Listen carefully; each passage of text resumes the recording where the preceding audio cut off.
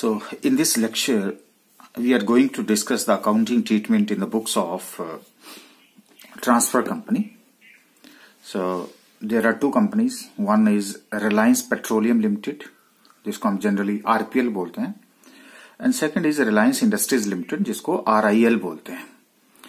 और ये जो RPL थी, ये कंपनी जो था लिक्विडेट हो गई थी और ये एक्वायर कर ली गई थी रिलायंस इंडस्ट्रीज लिमिटेड के द्वारा. लेकिन आज हम पहले बात कर रहे हैं इन the books of transfer company. अब इससे पहले जो पीछे वाले हमारे पास जितने भी वीडियोस थे उसमें हमने concept of amalgamation and purchase consideration discuss किया था. तो देखिए यहां पे हमने बात करी थी कि चाहे वो अमलगमेशन है, चाहे अब्जॉर्प्शन है, चाहे एक्सटर्नल रिकंस्ट्रक्शन है, सबकी अकाउंटिंग ट्रीटमेंट सेम होती है. इसलिए चाहे वो अब्जॉर्प्शन, एक्सटर्नल अमलगमेशन है, जनरल एंट्रीज जो है हमारी सेम रहेंगी. तो हमने वहां पे डिस्कस किया था जो कंसेप्ट ऑफ अमलगमेशन था और जो परचेज कंसिडरेशन हमने डिस्कस किया था कि ये जो ट्रांसफर कंपनी है ये एक सेलिंग कंपनी, वेंडर कंपनी बोल सकते हैं आप इसको, ओल्ड कंपनी बोल सकते हैं आप इसको. ये कंपनीज जो है वो अपना बिजनेस दूसरी बिजनेस में चाहे वो अमलगामेट कर देती है, अब्जॉर्व कर लेती है दूसरी कंपनी, या उसकी एक्सटर्नल रिकंस्ट्रक्शन हो जाती है. तो हम जो आज बात कर रहे हैं वो सिर्फ कर रहे हैं ट्रांसफर कंपनी के बारे में. क्यों ऐसा कर रहे हैं हम? क्योंकि आपने देखा कि यहां हमने लिखा था कि यहां पे सिर्फ लिक्विडेशन प्रोसीडिंग्स एप्लीकेबल होती हैं, इसलिए हम यहां पे इसको अलग से लिक्विडेशन प्रोसीडिंग्स की ही डिस्कशन करेंगे. और यहां पे हमने आपने डिस्कस किया था कि यहां पे AS 14 अप्लाई होता है. तो जहां AS 14 अप्लाई होगा हम उसको ट्रांसफर यानी कि परचेजिंग कंपनी, या जिसको हम बोलते हैं न्यू कंपनी, जिसको हम वेंडी कंपनी बोलते हैं, उसकी बुक्स में ये जनरल एंट्रीज डिफरेंट होंगी. तो ये अभी तक हम AS 14 डिस्कस नहीं कर रहे हैं. हम ट्रांसफर की बुक्स में ही एंट्री पास करेंगे जिसमें हमने लिक्विडेशन प्रोसीडिंग्स जो अप्लाई होती हैं उसी को हमने इंप्लीमेंट करना है. अच्छा, इसके साथ हमने डिस्कस किया था कि सबसे पहले जब भी कंपनी जो है नई कंपनी पुरानी कंपनी के बिजनेस को एक्वायर करती है तो कुछ अमाउंट उसको पे करती है as a discharge of consideration, जिसको कि हम बोलते थे परचेज कंसिडरेशन. और परचेज कंसिडरेशन भी हमने डिस्कस किया था कि दो मेथड थे, एक हमारे पास नेट पेमेंट मेथड था, एक हमारा नेट एसेट मेथड था. तो वहीं से हमने कैलकुलेशन करी थी कि किस तरह से जो है वो पेमेंट की जाएगी. ओके, लेकिन इससे पहले कि हम पेमेंट की बात करें, अब मैं यहां पे आपको ये बताना चाह रहा हूं कि यहां पे ये जो कंपनी है, ये जो रिलायंस पेट्रोलियम कंपनी है, जिसको कि अब मैं क्या बोल सकता हूं जी, ओल्ड कंपनी. ठीक है जी, और इसको मैंने क्या बोल दिया, न्यू कंपनी. और रिलायंस पेट्रोलियम कंपनी जो ओल्ड कंपनी थी, जो सेलिंग कंपनी थी, जो ये परचेजिंग कंपनी है, जो वेंडर कंपनी थी, वो हो गई है लिक्विडेट. ठीक है जी. अगर ये लिक्विडेट हो गई है तो क्या किया जाएगा? Liquidation proceedings are applicable. वहां AS 14 की बात ही नहीं है. अब जब लिक्विडेशन प्रोसीडिंग्स एप्लीकेबल होंगी तो उसके लिए पहले हमने जो परचेज कंसिडरेशन है वो कैलकुलेशन कर रखी है. और साथ में मैं आपको एक और बात यहां से जो हमने पहले डिस्कस किया था कि ये जो ट्रांसफर कंपनी है, ये जो डिस्चार्ज ऑफ कंसिडरेशन है, ये ट्रांसफर कंपनी नहीं उसके मालिक को देता है, उसके शेयर होल्डर्स को देता है. तो ये बातें मैंने थोड़ी सी दोबारा से आपको रिव्यू कर दी हैं, रिफ्रेश कर दी, जिसकी वजह से हमें कोई दिक्कत ना आए. तो आई होप कि अब आपको यहां तक बात क्लियर होगी कि हमने प्रीवियस लेक्चर में कंसेप्ट डिस्कस किया था, अमलगमेशन का कंसेप्ट डिस्कस किया था, परचेज कंसिडरेशन के बारे में बात करी थी. और जो आज हमारा जो लेक्चर है, वो जो वीडियो है हमारा, वो फोकस्ड है कि accounting treatment in the books of transfer company. लेकिन इससे पहले कि हम डिस्कशन करें, ये अब मैं आपसे बता रहा था कि जो ट्रीटमेंट है accounting treatment in the books of the transfer company, जो अभी अब तक हमने डिस्कस किया कि AS 14 is not applicable for selling company.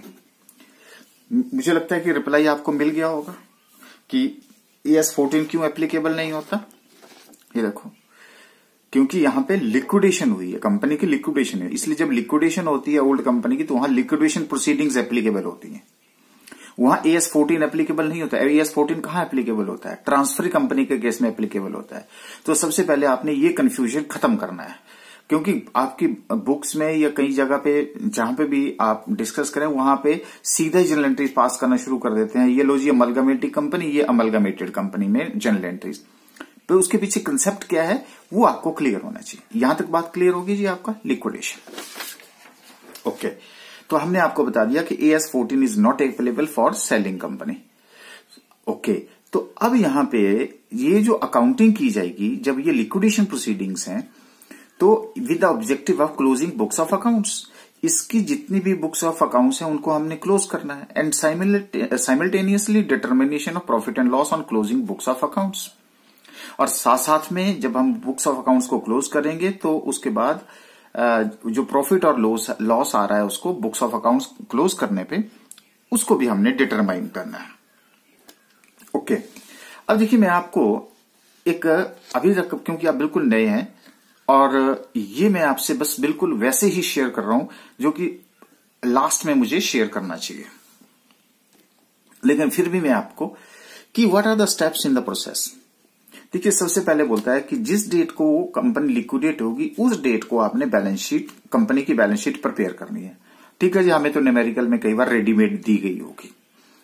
Okay, उसके बाद सेकंड स्टेप मेरे पास आ गया, कहता है open a realisation account and transfer all assets and liabilities to these account excluding fictitious assets.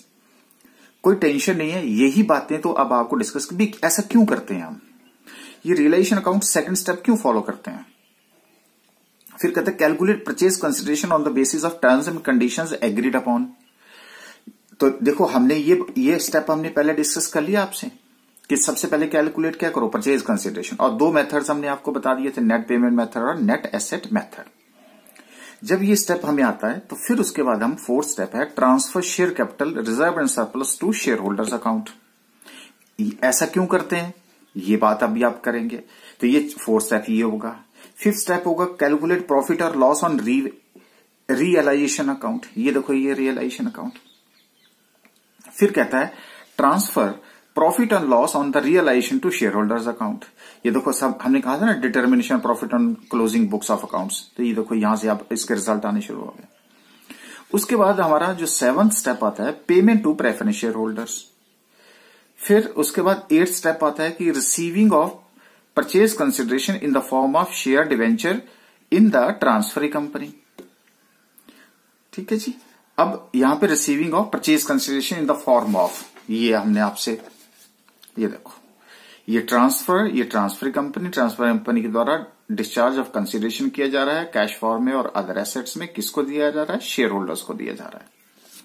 तो ये स्टेप हमारा गया रिसीविंग ऑफ परचेज कंसिडरेशन, क्योंकि देखो कौन रिसीव कर रहा है अभी आप देख सकते हैं, who will receive? The share holders of transfer company. और हम अकाउंटिंग ट्रीटमेंट किसकी बुक्स में करेंगे? ट्रांसफर की बुक्स में करेंगे ना यहां पे। ओके, एंड देन लास्ट में क्या करेंगे? डिस्ट्रीब्यूशन ऑफ शेयर्स और debentures of transfer company among existing share holders. तो ये जो स्टेप्स हैं ये अब हमें क्रैम नहीं करने हैं, इसका हमने रोट लर्निंग नहीं करनी है कि रट्टा मारा और यहां पे, बस ये जो स्टेप्स हैं इन्हीं को हमने समझना है कि ऐसा क्यों होता है, ऐसी बातें क्यों होती हैं। और कुछ स्टेप्स हमने जैसे आपको बताया कि ऑलरेडी डिस्कस कर रखे हैं। ये स्टेप आपका डिस्कस्ड है क्योंकि रेडीमेड मिल जाएगा, ये वाला डिस्कस आपके पास है। और उसके बाद हम कैसे जो है परचेज कंसिडरेशन जो है वो किसको पे करते हैं वो बातें अब हमने डिस्कस कर ली हैं। तो मुझे लगता है कि अभी तक हम अगर बोलें तो जी रट्टा लगा लो और ये आपके जो स्टेप्स हैं बस इन्हीं को फॉलो करके आपका अमलगमेशन का चैप्टर हो गया। नहीं, ये लॉजिक क्या है इसके पीछे, बस यही बातें आज हम यहाँ पे डिस्कस करेंगे, आपके साथ शेयर करेंगे। ओके, तो अब आ जाइए जी हमारा जो मेन फोकस है यहाँ पे, और वो जो मेन फोकस हमारे पास क्या है जी कि इन the books of transferee company हमने स्टेप्स भी पता कर लिया, कंसेप्ट भी पता कर लिया। अब हम बात करेंगे कि ट्रांसफर कंपनी। तो सबसे पहले तो अब हम आपको ये नॉलेज होना चाहिए कि ये जो ट्रांसफर कंपनी है ये कौन होती है। So what is a transfer company? तो सिंपल सी बात होगी जी, ट्रांसफर कंपनी का मतलब क्या हुआ? Which loses is existence, which loses is existence. क्यों? क्योंकि ये सेलिंग कंपनी है, क्योंकि ये वेंडर कंपनी है। सेलिंग कंपनी है, ये क्या है साथ में? वेंडर कंपनी है। तो इस तरह से हमने क्या किया था कि यहां पे आपसे जब अकाउंटिंग पॉइंट ऑफ व्यू से बात करी थी, ये ट्रांसफर कंपनी ने अपना लूज कर दिया, ये ट्रांसफर कंपनी है। तो जो लूज कर जाती है एग्जिस्टेंस, उसको हम क्या बोलते हैं? Transfer company. तो अब आपको नॉलेज हो गया होगा ट्रांसफर कंपनी कौन होती है। और उसके बाद हमने अकाउंटिंग पॉइंट ऑफ व्यू से भी दो पार्ट में डिवाइड किया। तो पहला कौन सा था? ये सेलिंग कंपनी, परचेजिंग कंपनी। तो पहला प्रोसीडिंग क्या थी? लीगल प्रोसीडिंग, और दूसरा क्या था? AS 14 जो है, ठीक है। तो यहां पे अब आप देखिए कि who lost is existence? RPL, Reliance power petroleum limited, ठीक है। और it mean this company is dissolved, this company is liquidated, तो it will get liquidated, it being a old company.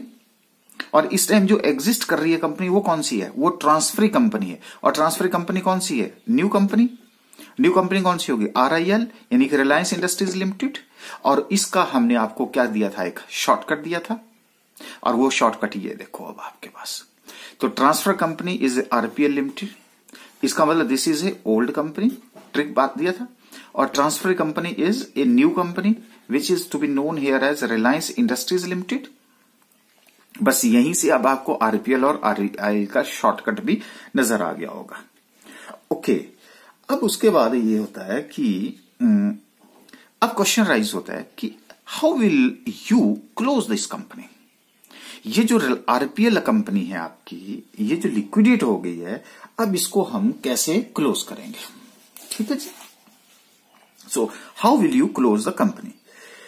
तो सिंपल सी बात है कि ये देखिए जी, अब आपके पास how will you close the company? Close the accounts of the transferring company. तो अब मान लीजिए कि ये आपके पास बैलेंस शीट है, ठीक है। बैलेंस शीट में यहां आपके पास क्या है? एसेट्स हैं। यहां पे क्या है? इक्विटी शेयर कैपिटल है। यहां क्या है? प्रेफरेंशियल कैपिटल है। ये क्या है? रिजर्व एंड सरप्लसेस हैं। ये क्या है? आपकी लायबिलिटीज है। तो ये बैलेंस शीट आपके पास है। आपने पहला स्टेप क्या किया था जी? Prepare the balance sheet of the company on the date of liquidation. कुछ याद आया आपको जो मैंने अभी आपको स्टेप बताए थे? ये देखो, prepare the balance sheet of the company on the date of liquidation. Okay, अब आपके पास अगर बाय द वे ये बैलेंस शीट पड़ी है और आपको जो कंपनी हमारी लिक्विडेट हो गई, वाउंड अप हो गई, अब उसको हमने क्लोज करना है। How will you do this? बस सिंपल सी बात है, you will do it by, क्या करेंगे सर? रिवर्स एंट्री पास करेंगे। किसकी? Reverse entry in balance sheet में जितनी भी आइटम्स हैं उनकी हम reverse entry. So all these items are to be cancelled. Okay, अच्छा, कैंसिल करना है अब आपको। So how these they would be cancel? How you cancel it? देखो, कैंसिलेशन करने के लिए, इसको रिवर्स करने के लिए, रिवर्स करने से पहले आपको पता तो होना चाहिए कि क्या क्या बैलेंसेस होते हैं, ठीक है। ओके, लो जी, ये भी आपको बता देता हूं। एसेट्स, बस छोटी सी बात है, एसेट्स का कौन सा बैलेंस होता है? Debit balance. लाइबिलिटीज का कौन सा बैलेंस होता है? Credit balance. ये आपको ये नजर भी आने चाहिए। ये लो, एसेट्स का कौन सा बैलेंस होता है? Debit balance. लाइबिलिटीज का कौन सा बैलेंस होता है? Credit balance. ये कैपिटल है, कैपिटल का कौन सा बैलेंस होता है? Credit balance. ठीक है जी। अब अगर इनका ये बैलेंसेस है और आप चाहते हैं कि ये कैंसिल करने हैं, तो कैंसिल करने के लिए आपको क्या करना पड़ेगा? जो डेबिट बैलेंस है उसको कैंसिल करने के लिए आपको क्रेडिट करना पड़ेगा। लाइबिलिटीज का अगर क्रेडिट बैलेंस है तो उसको डेबिट करना पड़ेगा। कैपिटल का जिसका क्रेडिट बैलेंस है उसको क्या करना पड़ेगा? डेबिट करना पड़ेगा। तभी आप क्या कर पाओगे? उसको कैंसिल कर पाओगे ना। सो इट मीन्स अगर आपने if you have to cancel, तो ये मैंने आपको क्या बताया? एक सिंपल लॉजिक बता दिया कि how you can cancel the different items which are available in the balance sheet. So it means by cancelling it by closing the books by reversing it. So now all these items to be cancelled. Now the question is arised कि what is the procedure which is generally to be followed to close these accounts. Okay, तो देखिए जी, first सबसे पहले तो अब आपके पास क्या है कि क्या प्रोसीजर फॉलो किया जाएगा। ओके, तो देखो प्रोसीजर फॉलो करने के लिए हमें एक रियलाइजेशन अकाउंट ओपन करना है। ओके, तो सर सबसे पहले तो ये बताइए कि ये जो रियलाइजेशन अकाउंट होता है, ये रियलाइजेशन अकाउंट जो है वो क्या चीज होती है। देखो मैं आपको बता देता हूं कि ये जो रियलाइजेशन अकाउंट होता है ये एक नॉमिनल अकाउंट होता है। और आपको पता है नॉमिनल अकाउंट में हम क्या करते हैं, debit all the expenses and, है ना, और क्रेडिट ऑल द इनकम्स। तो हमेशा इस गलतफहमी में मत रहिएगा कि कौन सी नेचर का अकाउंट है। ये कौन सा अकाउंट है, रियलाइजेशन अकाउंट, क्योंकि लिक्विडेशन में सारे के सारे बैलेंसेस को क्लोज करने के लिए हमें एक नया अकाउंट ओपन करना पड़ता है जिसका नाम क्या होता है, रियलाइजेशन अकाउंट। तो realisation account is a nominal account. Okay, तो चलिए जी, सबसे पहले हम क्या करते हैं कि एसेट्स को ले लेते हैं। ठीक है जी, एसेट्स का कौन सा बैलेंस बताया था जी। अब आपको देखो, आपको पता है ना कि एसेट्स का कौन सा बैलेंस होता है जी, डेबिट बैलेंस। अगर इसका डेबिट बैलेंस होता है तो इसको हमें क्या करना पड़ेगा, क्रेडिट करना पड़ेगा ना। जब क्रेडिट करना पड़ेगा तो सबसे पहले हम रियलाइजेशन अकाउंट में कहां ले जाते हैं इसको, डेबिट साइड में। क्यों लेके जा रहे हैं डेबिट, आपने बोला था क्रेडिट करना है। अरे भाई क्रेडिट ही तो किया है, क्योंकि यहां पे अगर मैं इस लेजर से जर्नल एंट्री पास करूं तो बताइए कि मेरी जर्नल एंट्री क्या होगी। सर आपकी जर्नल एंट्री होगी यहां पे realisation account debit to assets account. ठीक, अब आप बताओ जी, यहां मैंने बोला था डेबिट, तो रिवर्स करने के लिए मुझे क्या करना पड़ेगा, क्रेडिट। तो मैंने क्रेडिट किया कि नहीं किया, चाहे वो रियलाइजेशन के कहां आ रहा है, डेबिट साइड में आ रहा है, लेकिन किया तो मैंने क्या है, उसको क्रेडिट किया ना। लो जी, तो ये कहां आएगा, यहां आ जाएगा। अच्छा, उसके बाद क्या है कि ये जो एसेट्स हैं वो किस पे ऊपर लेनी है, आपने बुक वैल्यू के ऊपर लेनी है। वो मैंने आपको पहले भी एक नोट बताया था। हाँ जी, यहां तक बात क्लियर हो गया। तो एसेट्स का जिसका डेबिट बैलेंस था, ये देखिए, जिसका डेबिट बैलेंस था उसको कैंसिल करने के लिए मैंने क्या कर दिया, क्रेडिट कर दिया। और क्रेडिट करने के लिए मैं कहां ले आया उसको, रियलाइजेशन अकाउंट के इस साइड में लेके आया जहां पे आपने बुक वैल्यू के ऊपर इसको दिखाना है। ठीक है जी। अच्छा, अब क्या हुआ, उसके बाद आ जाइए, अब हम कहां चलेंगे जी, लायबिलिटी साइड। ये आ जाइए लायबिलिटी साइड। अब आप बताओ जी, लायबिलिटी का कौन सा बैलेंस होता है, सर क्रेडिट बैलेंस होता है। क्रेडिट बैलेंस होता है तो उसको कैंसिल करने के लिए मुझे क्या करना पड़ता है, डेबिट करना पड़ता है। क्रेडिट करने के लिए मुझे क्या करना पड़ेगा, डेबिट करना पड़ेगा। ओके, तो डेबिट करने के लिए ये कहां जाएगा, रियलाइजेशन के इस साइड में जाएगा। तो आप अब ये कैसे क्रेडिट हुआ, ये देखो जी, ये भी मैं आपको प्रूव कर देता हूं। अब बताइए, यहां रियलाइजेशन अकाउंट को मैंने क्या किया है, रियलाइजेशन अकाउंट को मैंने क्या किया है, क्रेडिट किया है ना। तो डेबिट क्या होगा, डेबिट हो गया मेरा लायबिलिटीज अकाउंट। लो जी, इस लेजर से मेरी जर्नल एंट्री बन गई। बताओ जी, लायबिलिटी को मैंने क्या किया है, डेबिट किया है। और लायबिलिटी का कौन सा बैलेंस है, यहां क्रेडिट है, तो मैंने क्या किया, डेबिट किया। डेबिट किया तो रियलाइजेशन अकाउंट में कहां जाएगा, ये यहां जाएगा। हाँ जी, बोलो, बात क्लियर होगी जी सर। अब हमारी बात क्लियर हो गई। अच्छा, अब हमारे पास क्या आ गया जी, लायबिलिटीज भी यहां से गायब हो गई। तो एसेट्स भी गायब हो गई, सिर्फ यहां से लायबिलिटीज भी हमारे पास गायब हो गई। अब हमारे पास क्या बच गया सर, अब हमारे पास सर सबसे पहले तो हमारे पास बच गई फिक्टिशियस एसेट्स। ओके, आपको याद होगा ये जो फिक्टिशियस एसेट्स होते हैं ये क्या होते हैं सर, फिक्टिशियस एसेट्स तो लॉसेस होते हैं। और लॉसेस को ही हमने क्या किया होता है, कैपिटलाइज किया होता है। ठीक है जी, जब हमने इसको कैपिटलाइज किया होता है तो ये जो लॉसेस हैं, ये लॉसेस जो हैं कौन बियर करेगा, ये किसको हिट करेगा, ये सर ये लॉसेस को कौन बियर करेगा। इस लॉसेस को मैं आपको बता दे दूं, क्योंकि ये लॉसेस हैं तो ये लॉसेस को कौन बियर करेगा, ये लॉसेस को बियर तो कौन करेगा, ये मालिक करेगा। और मालिक में भी कौन करेगा सर, बड़ा मालिक करेगा। बड़ा मालिक करेगा, ओके, तो इसका मतलब ये आइटम रियलाइजेशन की नहीं है जी, बिल्कुल नहीं है, क्योंकि ये तो लॉसेस होते हैं। फिक्टिशियस एसेट्स का मतलब तो लॉसेस होता है। और लॉसेस जो हैं वो आपके पास कौन बियर करेगा? इक्विटी शेयर होल्डर बियर करेगा। तो सर ये कहाँ की आइटम है? इक्विटी शेयर होल्डर की आइटम है। ओके, लो जी, ये हमारे पास इक्विटी शेयर होल्डर्स है। कहाँ आ गई जी? फिक्टिशियस एसेट्स, यहां आ गई। ठीक है। अब अच्छा, अब फिक्टिशियस एसेट्स का आप क्या बोलेंगे? सर डेबिट बैलेंस होता है। डेबिट बैलेंस होता है तो मैंने क्या किया? यहाँ क्रेडिट ही किया। कैसे किया क्रेडिट? क्योंकि अब हमारे पास इक्विटी शेयर होल्डर, मेरे को जनरल एंट्री पास करनी हो तो क्या एंट्री होगी? Equity share holder account debit to fictitious account. तो फिक्टिशियस अकाउंट से मैंने क्या किया? क्रेडिट किया। ठीक है, तो इसका मतलब ये भी अब हमने क्या कर दिया? इसमें से खाली कर दिया। देखो, अब हमने यहां पे क्या करना है कि जितना भी ये जो फेक अकाउंट है, तो हमने रियलाइजेशन अकाउंट के थ्रू इसको हम क्या कर रहे थे? खाली कर रहे थे। खत्म करना है ना इसको, पूरी बैलेंस शीट को खाली करना है हमने, इसको कैंसिल करना है। बस इतना सा ध्यान रख लीजिएगा। ओके, अब हमारे पास ये आ गया कैपिटल। ओके, अब ये हमारे पास जो कैपिटल होती है, ठीक है जी, ये जो कैपिटल है, ये कैपिटल किसकी है? सर ये तो holder of the capital, holder of the capital. अब होल्डर ऑफ द कैपिटल की है, ये कैपिटल किसकी है? होल्डर ऑफ द कैपिटल है। और होल्डर ऑफ द कैपिटल कौन होते हैं? सर शेयर होल्डर्स होते हैं। बिल्कुल सही बात है। तो जब शेयर होल्डर्स होते हैं तो ये कौन सी कैपिटल आ गई? Equity share capital. ये जो इक्विटी शेयर कैपिटल है, ये किसकी कैपिटल है? सर शेयर होल्डर्स की है, इक्विटी शेयर होल्डर्स की। तो इसको खाली करने के लिए मैंने क्या किया? अब बताइए, इसका ये क्रेडिट बैलेंस है, मैंने क्या किया? यहां ले गया, इसको डेबिट कर दिया। क्योंकि एंट्री मेरी क्या है?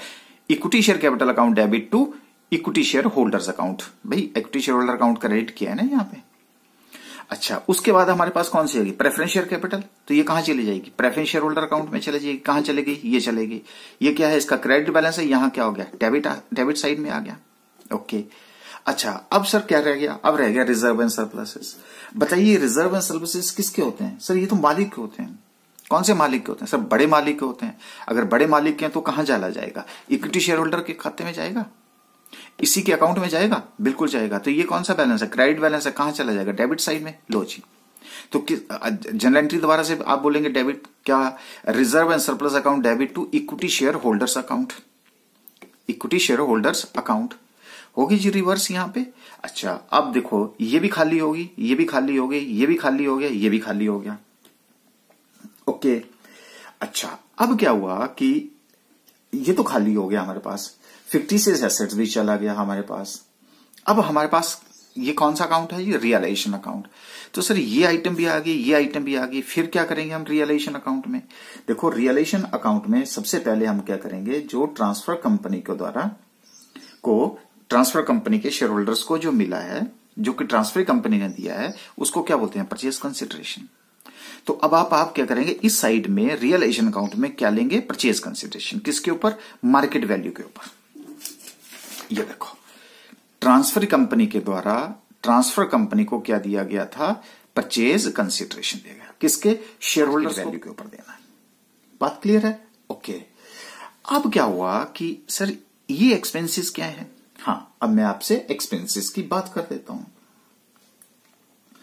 आपको याद होगा कि हमने आपसे डिस्कस किया था कि ट्रांसफर की बुक्स में लिक्विडेशन और प्रोसीडिंग्स एप्लीकेबल होंगी। जब लिक्विडेशन एक्सपेंसेस एप्लीकेबल होंगी तो लिक्विडेशन एक्सपेंसेस भी कौन पे कर रहा है? ट्रांसफर कर रहा है। अगर वो ट्रांसफर करेगा तो एंट्री होगी, अगर ट्रांसफर ही करेगा तो एंट्री नहीं होगी। तो हम वहां लिखते हैं नो एंट्री। अब लॉजिक क्लियर हो गया आपको यहां पे? ओके, सो अब यहां पे अगर आपके पास लिक्विडेशन एक्सपेंसेस हैं तो लिक्विडेशन एक्सपेंसेस क्यों आए? क्योंकि सर ये नॉमिनल अकाउंट है और नॉमिनल अकाउंट में debit all the losses and expenses होता है।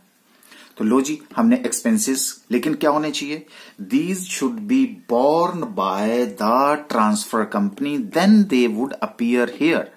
और अगर वो ट्रांसफर कंपनी के द्वारा दिए गए हैं तो if these are paid by the transfer company then there would be no entry which is to be passed in the books of transfer.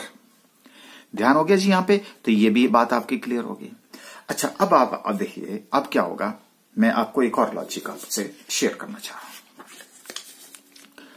देखिए, यहां पे आपने एसेट्स किसके ऊपर ली? सर बुक वैल्यू के ऊपर। आपने लायबिलिटीज किसके ऊपर ली? बुक वैल्यू के ऊपर। आपने जो परचेज कंसिडरेशन है वो किसके ऊपर लिया? Market value. क्योंकि परचेज कंसिडरेशन कई बार हम एसेट्स और लायबिलिटीज के ऊपर, बेस के ऊपर भी कैलकुलेशन करते हैं ना। क्योंकि एक तो नेट पेमेंट मेथड होता है, एक आपका नेट एसेट मेथड होता है। जी बिल्कुल सही बात है। तो बताइए, जब ये बुक वैल्यू पे लिया जाएगा, ये बुक वैल्यू पे लिया जाएगा, ये मार्केट वैल्यू के ऊपर लिया जाएगा, तो रियलाइजेशन अकाउंट में डिफरेंस तो होगा। ठीक है जी। अगर ये इसके बीच में डिफरेंस होगा तो फिर तो भैया सिंपल सी बात है, डिफरेंस होगा तो या तो प्रॉफिट होगा या लॉस होगा। ठीक है। अगर तो ये प्रॉफिट होगा तो क्या हो जाएगा, ये प्रॉफिट किसका होगा, ये इक्विटी शेयर होल्डर्स का होगा। अगर इक्विटी शेयर होल्डर्स का होगा तो उस केस में ये कहां चला जाएगा, इक्विटी शेयर होल्डर्स। तो यहां रियलाइजेशन अकाउंट का डेबिट साइड में। अगर कहीं लॉस हुआ तो ये प्रॉफिट, अगर लॉस होगा तो इक्विटी शेयर होल्डर कहां चला जाएगा, यहां चला जाएगा। That would appear on the credit side of the realisation account. हाँ जी, यहां तक बात क्लियर होगी। तो it means there could be a profit और there could be a loss, और जो कि रियलाइजेशन अकाउंट में अपीयर होगा। ओके अच्छा, अब आपने क्या किया, यहां पे जब आपको परचेज कंसिडरेशन दिया गया, परचेज कंसिडरेशन की जो हमने बात करी थी वो ये थी, ट्रांसफरी कंपनी के द्वारा कैश और any other asset for the discharge of the consideration is paid to the share holder of the transfer company. Okay, जब हमारे पास ये बात आ गई तो अब हम क्या कर रहे हैं, अब हम परचेज कंसिडरेशन की बात कर रहे हैं। ओके, तो उस केस में हाँ, लेकिन मैं उससे पहले मैं आपसे एक और बात डिस्कस करना चाहूंगा। कई बार क्या होगा कि ये जो एसेट्स हैं, सारी की सारी एसेट्स जो हैं, कई स्टूडेंट्स में ये डाउट होगा, सर कुछ एसेट्स जो हैं वो ट्रांसफरी जो नई कंपनी है, वो कंपनी जो है वो सारी की सारी एसेट्स को टेक ओवर नहीं करती, फिर क्या करेंगे। अरे फिर अगर नहीं करती है तो उसको रियलाइजेशन अकाउंट में नहीं जाएगा वो, फिर क्या होगा, फिर ट्रांसफर कंपनी डायरेक्टली उनको क्या कर देगी, सेल कर देगी, अपने आप सेल करेगी। और सर व्हाट अबाउट लाइबिलिटीज, कई बार क्या होता है कि लाइबिलिटीज को भी अक्वायर नहीं करते हैं। बिल्कुल सही बात है, अगर लाइबिलिटीज को अक्वायर नहीं करती है नई कंपनी तो पुरानी कंपनी को ही उन लाइबिलिटीज को मीट आउट करना पड़ेगा। तो दैट वुड आल्सो हिट।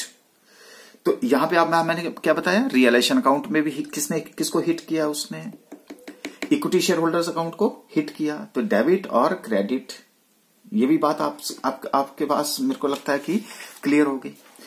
अब हमारे पास आ जाता है परचेज कंसिडरेशन। तो जैसे मैंने आपको बताया कि payment is made what ever you will get. अगर आपको प्रेफरेंस शेयर होल्डर्स हैं, प्रेफरेंस शेयर होल्डर को क्या हो सकता है, प्रेफरेंस शेयर मिल सकते हैं, डिवेंचर मिल सकते हैं, या कैश मिल सकता है। इसलिए अब हम उसको यहां पे प्रेफरेंस शेयर होल्डर अकाउंट में अपीयर करेंगे। उसी तरह से जो इक्विटी शेयर होल्डर है परचेज कंसिडरेशन में, उसको भी क्या मिल सकता है, इक्विटी शेयर्स मिल सकते हैं, कैश मिल सकता है, वट एवर इट इज। ठीक है जी।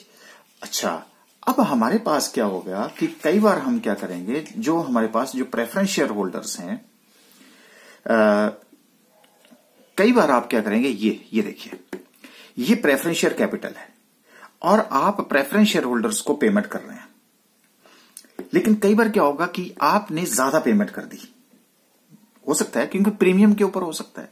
अगर प्रीमियम के ऊपर होगा तो वो किसको हिट करेगा, that would also hit realisation account. तो भी वो कहां चला जाएगा, रियलाइजेशन अकाउंट। क्यों हुआ, क्योंकि अब मान लीजिए कि 1000 रुपए की कैपिटल है और आपने जो है 1050 रुपए जो है पे कर दिए, तो 50 रुपए कहां चले जाएंगे, रियलाइजेशन अकाउंट में चले जाएंगे। यहां तक भी बात क्लियर होगी। अच्छा, उसी तरह से अब आपके पास क्या होगा, इक्विटी शेयर होल्डर्स है।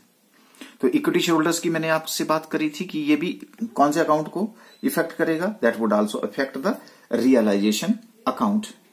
इसलिए कई बार आप प्रेफरेंस शेयर होल्डर्स अगर एक्स्ट्रा पेमेंट कर देता है तो जो एक्स्ट्रा पेमेंट है वो भी हमारे पास, उसकी भी अकाउंटिंग ट्रीटमेंट करनी पड़ेगी, that is also a loss, therefore appear would in the realisation account. और वो जो है एक्सपेंसेस भी रियलाइजेशन अकाउंट को ही हिट करेंगे। That's why the if you have a more payment is to be made, तो उस केस में आपने प्रेफरेंस शेयर की रियलाइजेशन अकाउंट इफेक्ट करेगा। ओके, अब क्या हुआ कि अल्टीमेटली हमारे पास जो भी हमने पेमेंट कर दी, सब कुछ कर दिया, अल्टीमेटली वो किसको इफेक्ट करेगा, that would effect to the equity share holder, क्योंकि लास्ट में तो बड़े मालिक को इफेक्ट करेगा। तो ये रियलाइजेशन अकाउंट इधर भी हो सकता है, रियलाइजेशन अकाउंट इधर भी हो सकता है।